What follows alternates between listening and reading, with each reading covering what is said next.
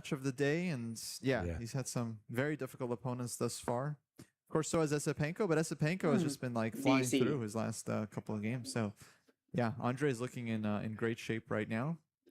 เดี๋ยวจบเกมนี้เดี๋ยวเราไปเอาน้ำเพิ่มแล้วน้ำหมดแล้ว Puts piece to the center where it's covered by both the rooks. Not giving Parham a lot to work with here.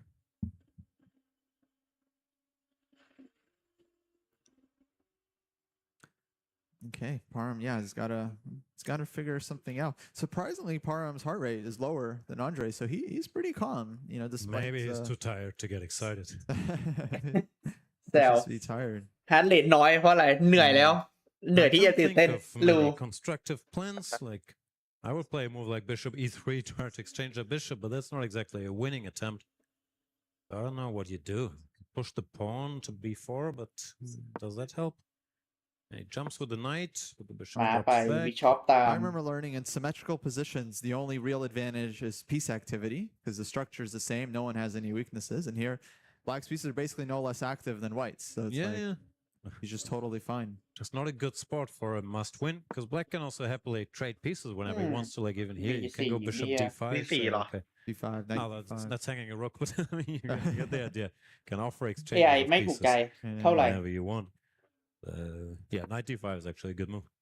มาไล่ Yeah, like this, hitting the bishop on f4. White does not want to trade on d5 with his other bishop.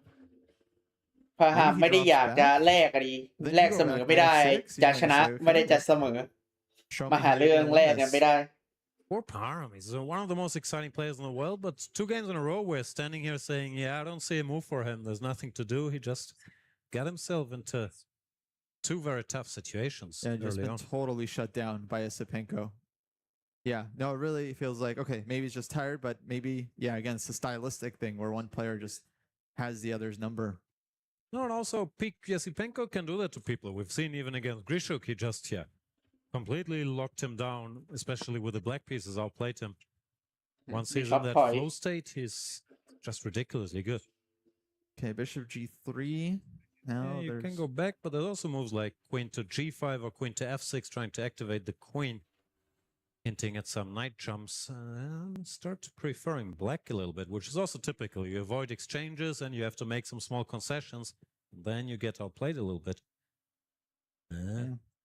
a6, yeah, just kicking the knight. A6 also fine, yeah. Well, actually, a6 maybe forces a knight trade because where do you go with this knight? You have to simplify, take on d5, jump to c7, but it just leads to exchanges at best. So yeah, it's not much to do.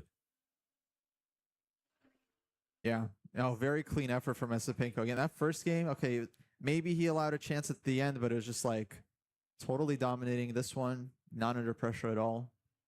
If he can just stay focused for another 10 minutes here, basically he's through. But then he's going to have to win another match to get to the group stage tomorrow. So this is not over. Okay, so you have to survive it through this grueling day, winning, I don't know, 4 or 5 matches.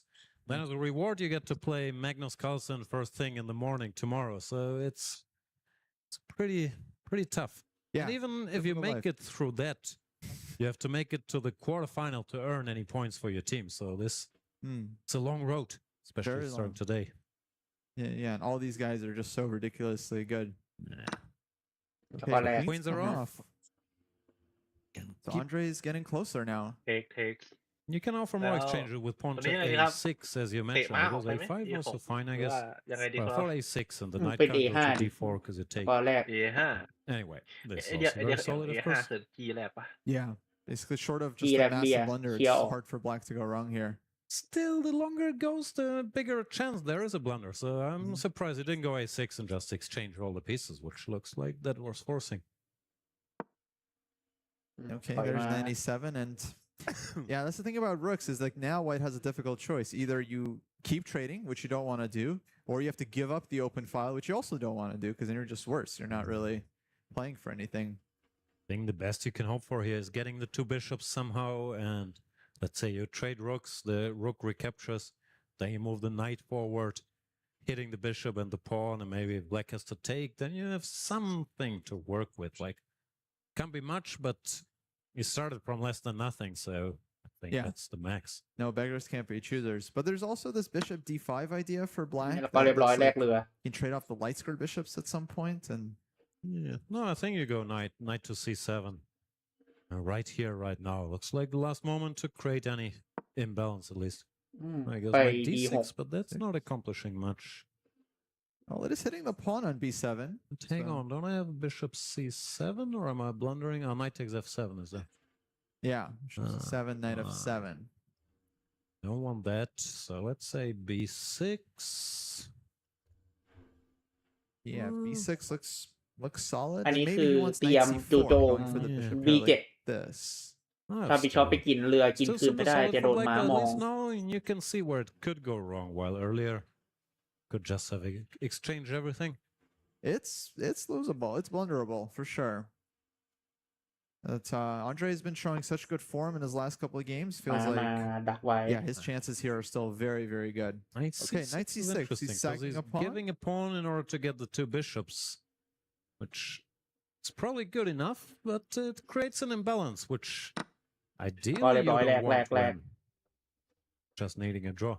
Okay, well now at least Parham has the pawn, but yeah, black is still very solid here. He just wants to move the bishop out of the way of the rook, and then, okay, if he wins the a-pawn, then white's chances are really just hopeless there to win the game. Well, so normally rooks get traded even with the extra pawn. With black is the 2 bishops against a knight and a bishop. 2 bishops are so good defensively that normally the things are just a draw. So an interesting choice by Andre to prefer to give up a pawn than any other concession. Yeah, shows big confidence in his defensive skills. He also, I would think, wants to maybe trade his dark sword bishop for the knight, get opposite color bishops, and try to hold some endgame like this. Yeah, I was wondering about that. I think if rooks stay on the board, I actually wouldn't do it. Like, it should still be a draw, of course, but I think I'd rather keep the 2 bishops. Because I've seen people lose this, like opposite color bishops and with an extra pawn, as long as there are rooks, of course. As long as there are rooks, I think key statement there. Without rooks, of course, it should be. But bishop f6, I like this, preventing white's rook from being able to push this a-pawn or defend it in any way. Yeah, he just keeps his bishop and saying, I'll stay here, good luck making แต่จริงๆเอสเจนโก้แค่เอาเสมอเกมนี้ก็พอเข้าแล้วปะใช่ไหมไม่ได้ต้องเสมอก็พอ ดำเสมอแต่ขาวต้องชนะม้าหนีบิชอป มันดูเสมอ บิชอปไล่มาถ้าสมมติว่าเทรดอุ้ยเดี๋ยวนะกำลังบอกว่าชอบบิชอป F5 มากเลยเมื่อกี้เพราะว่าถ้าผมว่าเทรดม้าตัวนี้ได้ใช่ไหมแล้วบิชอปสีเดียวกันมันเท่ากับการันตีที่แบบว่าเสมอเลย ถ้าเทรดบิชอปสีเดียวกันได้ P3, and that's all Parham needs to do here is just hang on to the extra pawn, not go below on the clock, just keep the pawn on, keep the pieces on the board, and he might be able to create a chance. I mean, it's... No, Andre has everything under control, and he's playing cleanly, but as long as the game continues, something could happen. Yeah. I mean, Parham's had no advantage in either of these games, so just has to keep it going here. เดินแบบเดินเผาเวลา So well, no, he stopped bishop to d4, hitting that pawn. And once that's again, smart. there's no threats, but yeah, a lot of times you can't really improve your position, but at least you can stop the opponent from doing what they want to do, and that frustrates them. Maybe they make a mistake. Yeah, he just needs to not give Andre an easy way to simplify here. But okay, now the rook is behind the pass pawn. No, black is still very fine. These bishops cover so many squares. There's nothing happening, but as long as it keeps going. ถ้าใครจะชนะปาฮัมมีโอกาสชนะมากกว่าอยู่ที่เอสเจนโก้กันได้ไหวไหม Also weakening a little bit. Okay, I had to do something. H5, sacking another pawn. Yeah. Sack pawn. But even if white takes, you know, it's just he's got bishop e2. มันไม่ได้แซกพอนอะไรมันพอนมันเป็นดับเบิลพอนมันมาเก็บเอาที่หลังก็ได้ Because I think if you allow the exchange of more pawns, then just the material ไม่ disappears. กินขยับทิ้งแล้วก็แลกนะฮะ We're running out of pawns. Yeah, now it just feels very comfortable. Like love f6, just bringing the king in. Check. Yeah, and Andre is not looking for tactics. He's just saying, you know what, I have the 2 bishops. As long as I don't blunder anything, I'm active enough to hold this. So he's just trying to keep it together. Which also shows nice understanding. Okay, there's a threat, but... Oh, do we blunder a pawn just as I praised him? He has bishop f7, because there's no knight f4 check. Black is covering that one. You could also take on d3, but that doesn't regain the pawn. No, that we don't want. Bishop f7, slightly clumsy. But still fine. Yeah, but you can see Andre, he sat up in his chair a bit. He's not as relaxed as before. Yeah. He knows he has to be precise. Also, he's going down on the clock. So clock down. เวลาเริ่มน้อยแล้วนะฮะเริ่มจะใกล้คาร์ดิโอแล้ว We are playing without increments and we're playing for a lot of money. So ก็บิชอปอะไรคือคาร์ดิโอ Two bishop advantage. เอาก็ฮัลเลตสัก130 140เนี่ยคือคาร์ดิโอ Forward. No, so finally, 1 minute. Parham's getting ออก something กำลังกาย here. หัวใจขึ้นแบบอยู่ดีก็ขึ้นเยอะๆเลยพี่ Bar's going เราพลาดไป He's winning now. He's actually winning. winning. เอาไปเช็คแล้วโยนเรียบร้อยโดนกินเรือรีไซน์ได้อย่างนี้แล้วก็ไปอเมริกาดอนโอ้ my lord ไอซิเวนโก They're going to Armageddon. โยน อะไรเนี่ย Nicely done by อันนี้แหละอันนี้โชว์ Like we said, just อัน keep นี้ it โชว์ going and something ไปเดิน happens. ผ้าเดินเรือผ้า เคยได้ยินน้องๆเคยได้ยินมีไหมครับที่จบฟอร์ม 2000 ใหม่เอาไว้ he was putting pressure on him, and ปากรั่วด้วยครับน้ำหมดแล้วไปหยิบน้ำหมด manages to find the trick and really looks like Parham he's there. mobilizing ยังไม่จบครับยังไม่จบ ไม่ผมอย่างที่บอกเลยว่าถ้าคันจะชนะมันคือฟาฮัมไม่เพราะว่าฟาฮัมมันมี That's มัน gotta มี be พาร์ทออนอยู่ so ฝั่งซ้าย frustrating for Sepenko. แล้ว I ถ้า mean, ฟา he was ถ้า so คนจะ close. ชีติดชนะ He คือ had ฟา no ฮัมไม่ problems. มี I mean, ภาพ if we ขึ้น look ไป at ได้ the eval graph of the game, เพราะว่า it เอ was เซนโก dead, มัน dead, dead, คือ dead, ภาพ dead ที่ส until ม the very end. ตัว The ตาม white ตัว finally. I think he'll be kicking himself because he had a moment or two earlier where he can just simplify and exchange all the pieces, and then this doesn't happen. The way he played, he was still fine, but he let Parham like this sliver of hope. And they're going straight to the Armageddon. They're asking the players for their bids. If you haven't been following before, the way Armageddon works is the players bid how much time they're willing to accept to take the black pieces and have draw odds in this final game. Whoever bids lower will get that time on the clock against White's 10 minutes. And yeah, there's Sepenko checking the game. He's very frustrated. Yeah. All the chances he missed. Now he has to come up with a number. I mean, the Parham is a huge psychological edge going into this Armageddon, I'd say. No, looks like he has other problems, but for sure, and if we kept talking about momentum, that momentum was just lost for Yesipenko. Wondering what the bids will be. Last time Yesipenko bid a very high number saying, I want the white pieces, I want to play for a win, but it might be different this matchup, I'm not sure. Yeah, based on how that first game went, you know, I would think he would want white again, but he was also very solid with black. Yeah. I noticed Parham wrote down his bid rather quickly, so I wonder if he already kind of had in mind or if he decided like, I want white, you know, just give me white. Curious what the players are going to go for here. So maybe people are overthinking this if we say, I don't know, what if their number is 7.5 minutes, you could just always write that and say, I don't care. If I get white or black, I don't want to expend any energy on this bidding. Not sure what they're doing. What do you think? What's the break-even point? To white gets 10 minutes to win? What should black say? You know, I really think it kind of depends on the match. Like, we've seen a couple Armageddons today. Grischuk against Aravind. Grischuk bid 7-15, and he won that game with the black pieces, so he was very comfortable there. But then Andre, you know, he basically bid to have the white pieces in his Armageddon match against Likwang Liam, and he won very comfortably with white. So I feel like it kind of depends on how the match is going, like whether black is doing better or white is doing better. But yeah, I feel like somewhere in the 7.5 minute mark, that's where it seems to be the sweet spot. สองคนนี้มาเอาเกมรถบัตรละก่อนเข้าว่าได้รู้ว่าใคร My hunch is Andre once again went for a high number. I think he's less comfortable if the clock ticks down. So if he has a little time, นะผมใครก็ได้นะเพราะว่าเมื่อยี่เข้ารอบไปแล้ว eventually. Then Armageddon. เราเคยเชียร์เหมือนยี่คนเดียวเลยหรอ Black has to draw or win. White has to win. Andre already ไม่มีแล้วว่าเอสเซียงโก้หรืออาร์เตมิ against Parham. So basically has won multiple ถ้าคนที่ไม่ได้เชียร์ผมก็อยากให้เป็นแมตช์ที่ continues the strategy and just bids high. อะไรก็ได้ Yeah, Parham actually ทำไมผมคิดว่าเอสเซียงโก้เข้าไปน่าจะดุกว่าอาร์เตมิกว่าไอ้ปาฮัมเข้าไป and Andre again. He ups his bid ตักให้ดูนะ to วันนี้ Please give me white, and Parham he was listening, saying 7.5 sounds fair. That's a break-even point. Give me that.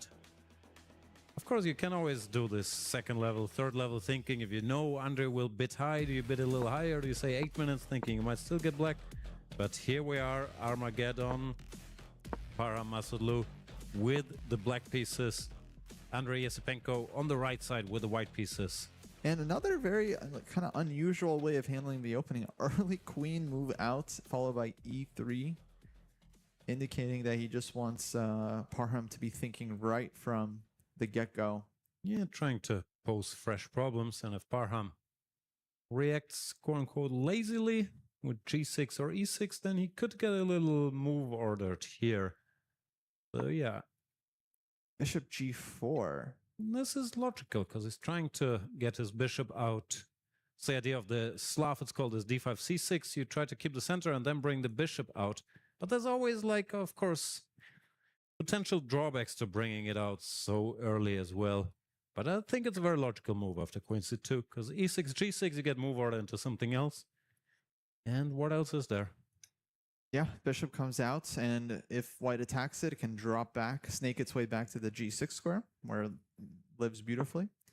Oh, knight to c3. e6. Yeah, looks pretty solid for black. It's also smart because normally the way you punish these early bishop moves is you put your queen on b3, but now it's like an extra tempo for white to achieve this. So yeah, my hunch is maybe you still had to do it, or play f3, bishop h5, and then queen b3, because this looks like absolutely nothing. Now queen b3, black puts the queen on in the way. เปิดมาเป็น opening อะไรเนี่ยเมื่อกี้ผมมาไม่ทันดู Yeah, this looks harmless. I think Andre's gamble misfired. He wasn't ready for this bishop g4 move. Parham got what he wanted. อีกแล้วเหรอ Maybe I'm wrong. Maybe this is Oh my still God, some stop it. prep. yeah, on the other hand, I mean, I feel like white is about to win the bishop pair, right? He's got f3, and then the knight will come out and maybe go after this bishop. Okay, bishop d6 maybe stops knight f4 ideas. เมื่อกี้ใครบีดชนะนะ ปาฮัมเบ็ดเท่าไหร่นะ Say, I mean, it's I feel like Esipenko is going for a bit of an Artemiev approach, kind of very solid opening. บิดเท่าไหร่ล่ะครับเดี๋ยวย้อนดูแป๊บนึง quote-unquote trap that bishop. เหมือนปาฮัมจะบิด7 นาทีกว่า f3 next. 7 เท่าไหร่7:29ป่ะ7:29 7:30ประมาณนั้น move order. แม็กนัทเลิกยังแม็กนัทยังไม่เลิกครับแค่แม็กนัทแข่งพรุ่งนี้ครับใจเย็นนะ So I'm always trying to แม็กนัทไม่แข่งเลยครับพี่ แม็กนัทเลิกยังแม็กนัทยังไม่เลิกครับ New idea on move 3. I mean, คุณถามเหมือนถามว่าแม็กเวอร์สตัปเปนเลิกแข่ง F1 หรือยังครับ Okay, so Parham here now.